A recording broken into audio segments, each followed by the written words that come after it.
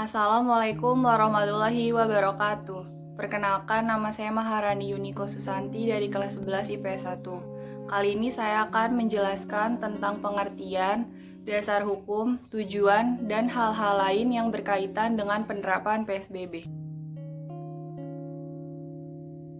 PSBB adalah singkatan dari pembatasan sosial berskala besar atau pembatasan kegiatan tertentu dalam suatu wilayah yang diduga terinfeksi virus corona atau COVID-19. Hal itu tertuang dalam pasal 1 Permenkes nomor 9 tahun 2020 yang berbunyi, pembatasan sosial berskala besar adalah pembatasan kegiatan tertentu penduduk dalam suatu wilayah yang diduga terinfeksi Coronavirus Disease 2019 atau COVID-19. Hal ini dilakukan untuk mencegah penyebaran virus COVID-19. Tujuannya adalah mencegah penyebaran virus corona dengan membatasi aktivitas orang dalam kegiatan yang melibatkan banyak orang.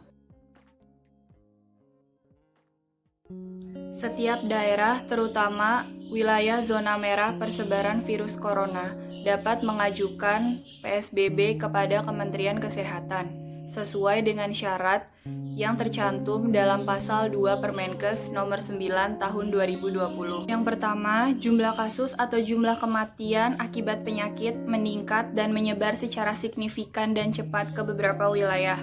Yang kedua, wilayah yang terdapat penyakit memiliki kaitan epidemiologis dengan kejadian serupa di wilayah atau negara lain. Dijelaskan kembali dalam pasal 4 bahwa kepala daerah dalam mengajukan PSBB harus menyertakan data peningkatan jumlah kasus yang berdasarkan waktu, penyebaran kasus, dan kejadian transmisi lokal.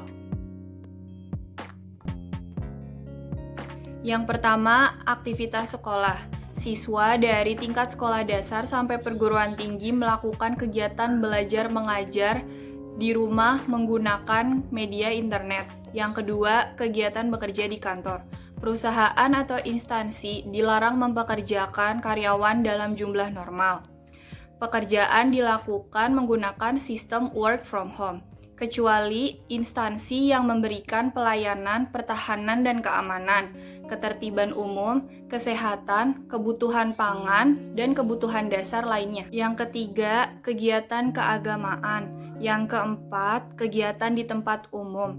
Hal ini dilakukan dengan membatasi jumlah orang dan melakukan pengaturan jarak atau physical distancing. Yang kelima, kegiatan sosial budaya. Yang keenam, operasional transportasi umum. Dengan menetapkan jumlah penumpang yang naik dan pengaturan jarak antar penumpang.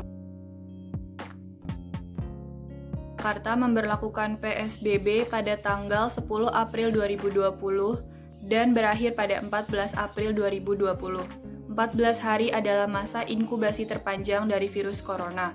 Kemudian, Gubernur DKI Jakarta memperpanjang PSBB DKI Jakarta selama 28 hari ke depan, sampai tanggal 22 Mei 2020. Setelah DKI Jakarta, beberapa daerah lain mulai ikut memberlakukan PSBB, di antaranya Kota dan Kabupaten Bogor, Kota Depok, dan Kota Bekasi.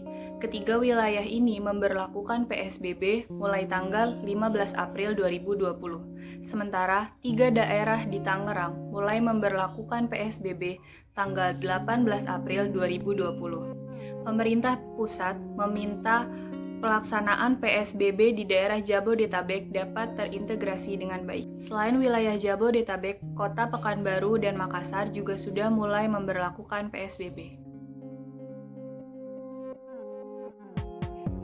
Pelanggar PSBB dapat dikenai hukuman pidana penjara maksimal 1 tahun dan denda 100 juta rupiah.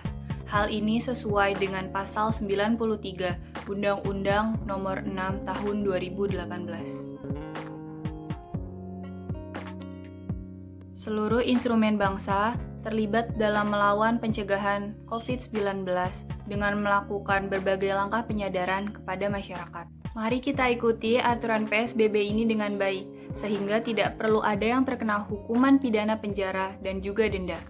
Intinya, PSBB ini bertujuan untuk melindungi diri kita, mengingat angka penyebaran virus corona di Indonesia yang sudah cukup tinggi, terutama di daerah DKI Jakarta. Lebih baik berdiam diri di rumah, jangan pergi keluar jika tidak terlalu penting. Namun jika ada urusan mendesak, jangan lupa untuk selalu menggunakan masker ketika bepergian. Rajin cuci tangan dengan air mengalir dan sabun. Gunakan hand sanitizer bila diperlukan.